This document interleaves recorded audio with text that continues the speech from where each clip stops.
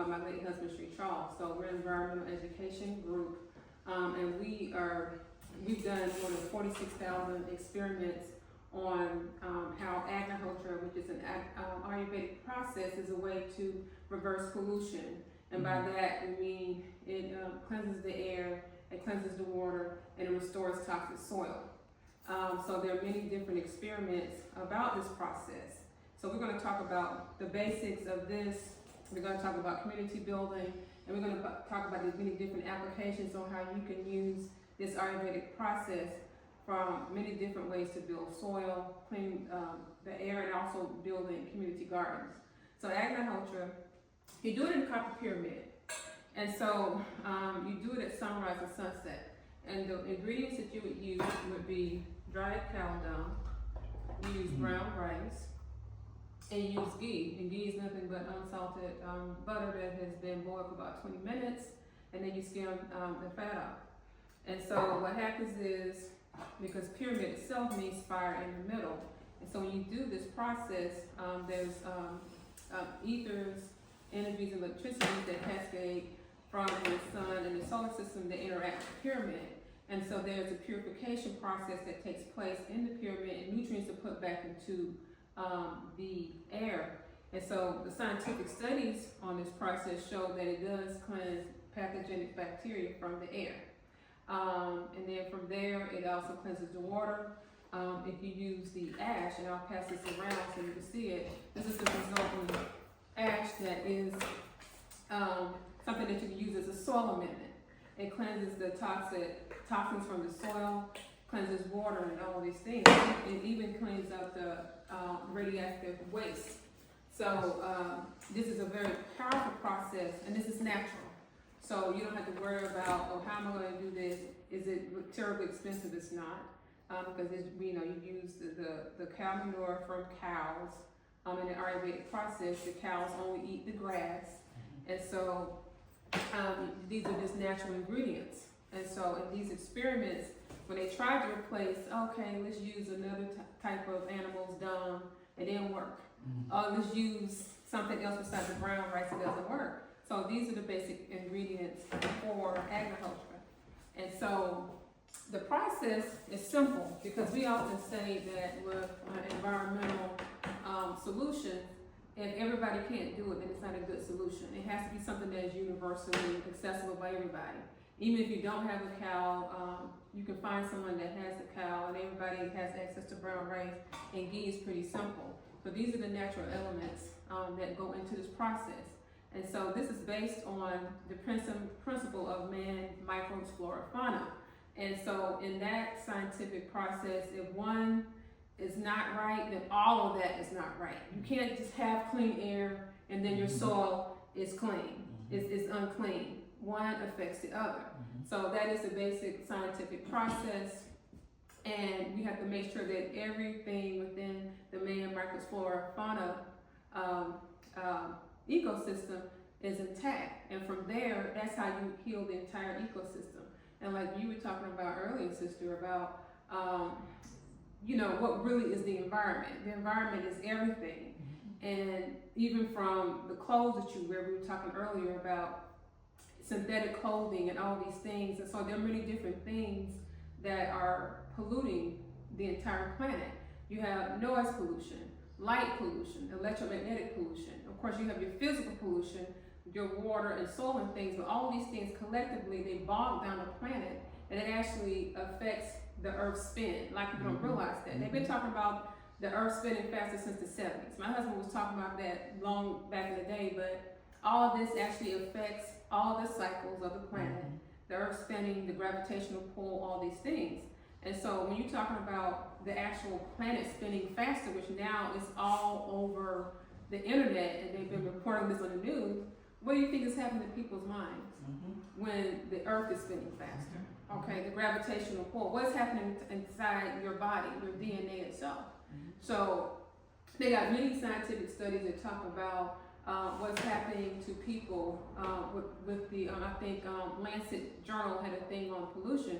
Well, they said that pollution is directly related to these pandemics and epidemics. So it behooves everyone, especially the farmers that they take up natural methods of growing, because that is something that affects everybody on the DNA level, even on the subatomic level. And so when we talk about agriculture, we're dealing with the soil. It increases the nutrients to the soil, increases the worms being in the soil, because we talked about before that the worms are the true farmers. It increases that. It deals with, it controls the it's a natural pesticide, so you don't have to worry about spraying all these things on the plants. And then it actually helps with the absorption rate of water. So some farmers want to, say, well, I want to buy some land, but the soil is messed up. So there's a method that you can use to remediate soil, and we call it Homa farming. It's based on agriculture. So to build the soil in the area, we would first tell you if it's not clay-based, you can have an area to the side where you can scoop it into an area. You can add your veggie scraps. You can put agriculture ash in there, and you would get you a pitchfork or get other heavy machinery to mix that in. And then you would water, and then you would add ash every other day, and then you would still add in your veggie scraps, your sunflower seeds. You could put in some of these things that you were saying, such as the hemp products and things like that, to help restore the soil. But you would add these things in here to feed the soil. And then once you start seeing worm activity, then you would just continue to rotate it. And what we suggest you do is you get 2 different piles, and you keep it rotating. So that way, once it cooks, you move it to another pile, and then you keep adding to that first initial pile. And if you have 2 or 3 sections around the farm, this is how you're able to build your own soil. So for farmers, that's probably the most expensive thing. If you're talking about each season, you need to have some new soil, but this is a way to do it, to produce soil. So you would get your fallen down trees, your logs. If you want to do a chop and drop or anything like that, you would add that, and then you can do the soil. And then you also can use this ash to, if you have water tanks, you can have your water filtration system or your collection system, and you can add ash in there, and then you can make your own plant food.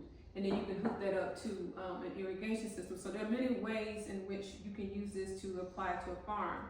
And then because it increases plant yield, and it also cuts down the harvest time, then you can go to market and say, hey, this is Ayurvedic produce. And then you can, this is something that you could sell it for more money. And also it takes care of the environment.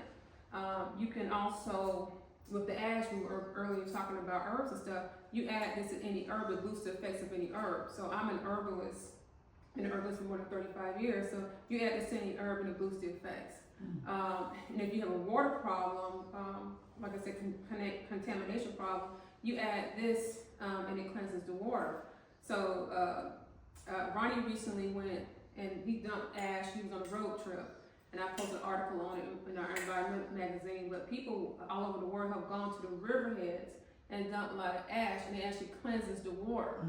So this is something that's very powerful. So there's a portion of the Amazon rainforest, and I think the videos on one of our websites, where they could not grow food. It had a plant fungus, I think it was called Nigella, something or the other. And everybody had to move because, they live off the land, they work there, and they couldn't grow food. So they did for 2 or 3 months, they used agriculture, and they did other fires, and they were able to restore the soil. And the mayor of that province actually, he wrote a letter thanking for saving that area, because it was a scientist that was introduced to agriculture and called a bunch of people that were familiar with agriculture to help do that, and they were able to restore the area. So what we do is we go into especially neighborhoods that are at risk, and we show them, we set up community gardens, and we show them how to do this process, agriculture process, to farm. And then from there, you can also train children how to do these things. And so you can have a kid's garden, and you can show them how to do these things, and the children can also sell their farm products. And that could be a way, if you have a community garden, a way to bring tourism into an area, and then have the children be a part of that, and then they later on may want to major in a science field when they go to college and things like that. But the main thing, going back to what you were saying, sister, about community collaboration, this is something that is meant to heal the communities. I mean, gardening in general heals the communities, but what about the crime and things like that? If you're breathing in polluted air and the children are aggressive, and even the parents, if they're abusive, if you have a beautiful neighborhood with a green space with things that are growing well, do you think it's going to be a lot of crime there? No. So this is a way to build communities and also show the community how to be self-sufficient. They can work with the local teachers, the local businesses, the local politicians to help restore their own neighborhoods. Nobody has to be living in a ghetto. The ghetto is in your mindset. This is what we always tell people. When we visited East Cleveland, Ohio, we were talking earlier about the rural priest that studied with Dr. Ando. I mean, they called it the worst place in America. And I mean, they were picking a horn right up the street from the elementary school. That's how bad it was. And you could smell it in the air. And so we set up a garden there. And my daughter was like, Mom, you're not scared of being there? I said, the people actually there are nice, but if they are told that they are nothing and they're below nothing, then they're not going to be invested in getting the neighborhood cleaned up. So that's a lot of the work that we do. We support those communities, and of course we sell plant food and compost, but we sell all these things so we can really just travel to other areas that are the same or if not worse than Flint, Michigan, so we can actually give this information to the neighborhoods, because a lot of times people come in there trying to save the neighborhood, they're trying to use them, and they can get more money. So we come in there with our hands giving, not our hands taking. And so that's the basis of all our work. And like I said earlier, our Ayurvedic medicine school is Shanti Villa Institute, Ayurvedic medicine, Eco Center and Farm. We have 13-acre farm in Tuskegee, main location Tuskegee, and then we have our smaller location Conyers. So that's what we do.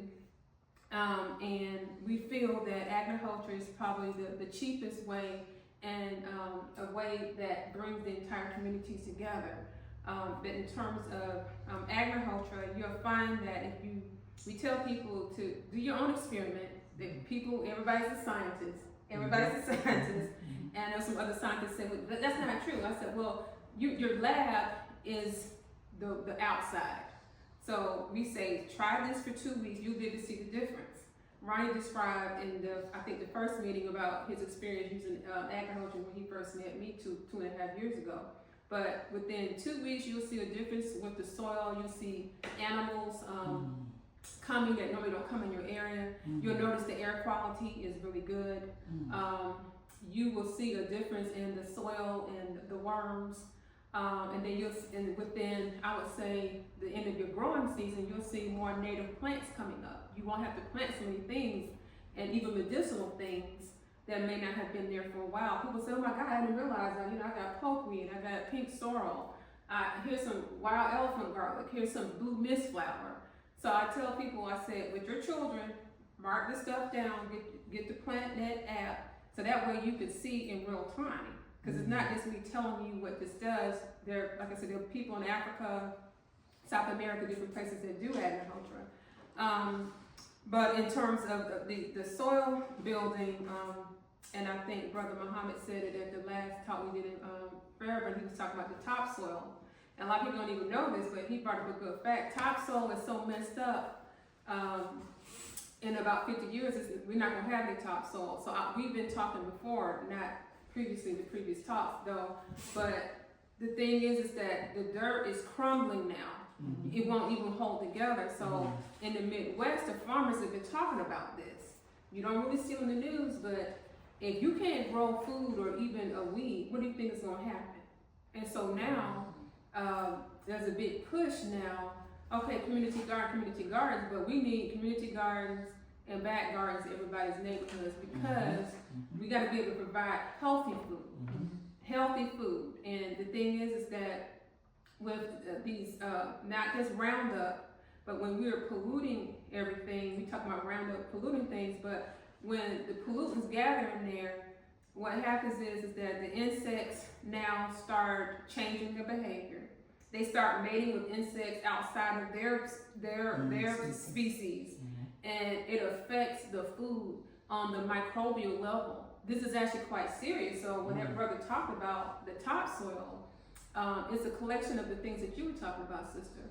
So all these things, the air, the water, all these things that go into there, when we have runoff from, when you have pigs that have been injected with this stuff and it runs off into the water source, and then you have algae blooms in the water, all these things collectively all over affect all the different food systems, because your food system is just not separate from the other food systems. That's because you have pollination. That's right. Okay? So we're talking about this connection, and then we got to get back to touching the soil and understanding really what true environmentalism is. So we talk about these things in terms of soil building and things like that. So I'm going to take a break for questions, because I know we don't have much time. Oh, that was a lot.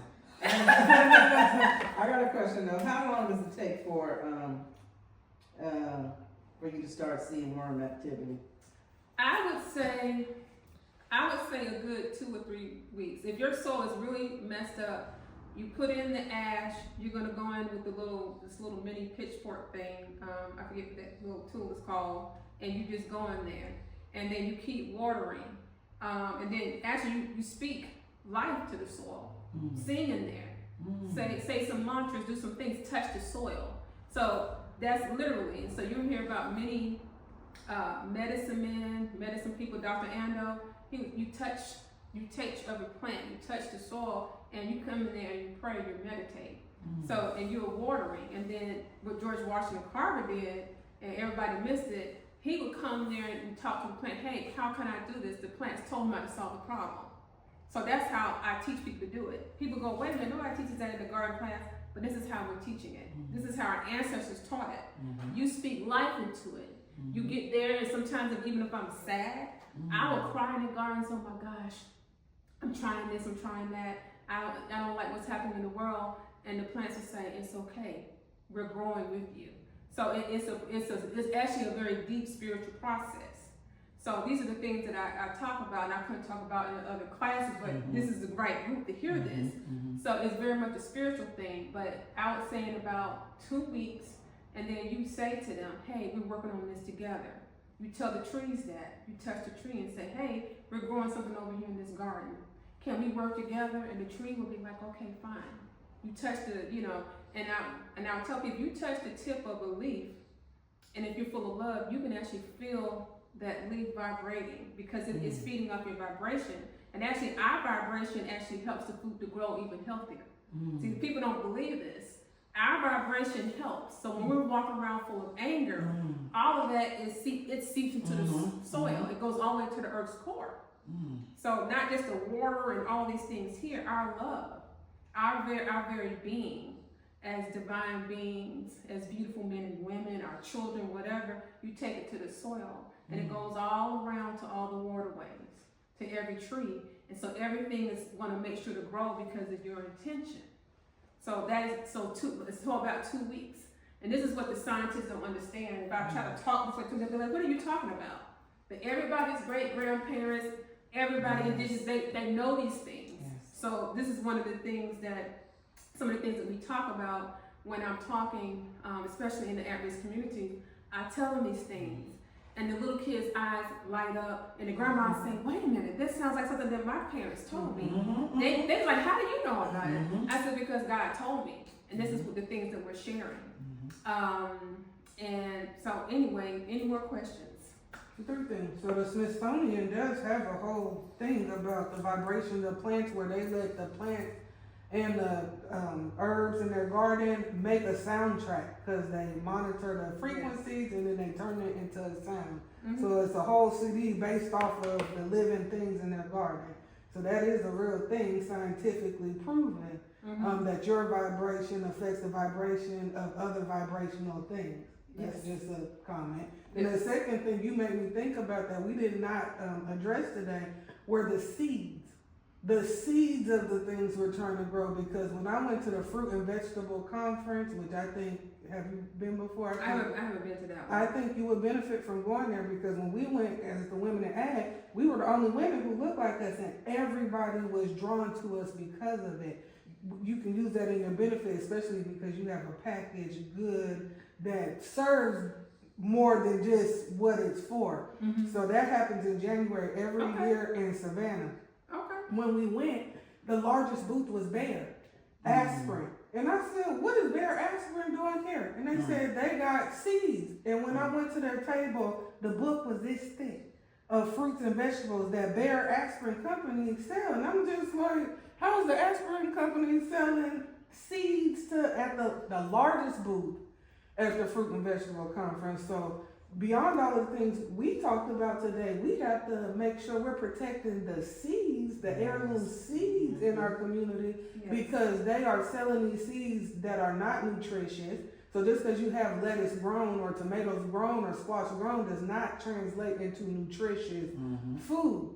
So in addition to us building soil and making sure the water and the environment and everything is good, we have to check these seeds out too.